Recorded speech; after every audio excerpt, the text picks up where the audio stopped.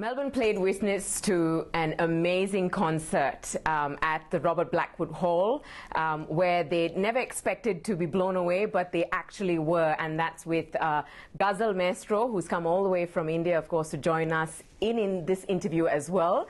And that's Mr. Pankaj Udas. Thank you so much for joining us. My pleasure, Natasha. How are you? I'm very well, thank you for asking. Pankajji, you've released your album here in Sydney, Australia, on the 10th. That's an absolutely wonderful celebration because it's the first time that you've released a Ghazal album here. So ever anywhere in the world. Ever anywhere in the world. And in the last 35 years, all the albums, I've always launched them in India.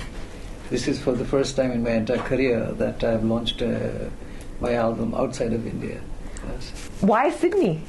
Well, I was coming here for concert, and I think I felt that I had to give something more than just ordinary to all the listeners.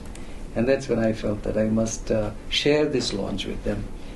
So that's the reason that I felt that I wanted to share something very personal, something very close to my heart with people. Yes. So Khamoshi Ki Awaaz is something that's very close to your heart. Oh yes, I've worked very hard on this album, and I think it's shaped up very well.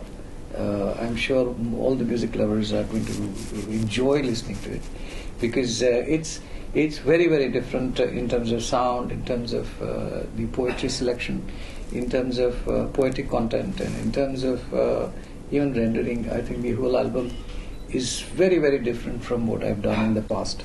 So I think Khamoshi Ki Awaaz is something which most of my music lovers, for them it will come as a surprise, because this is something which they've not heard in the past.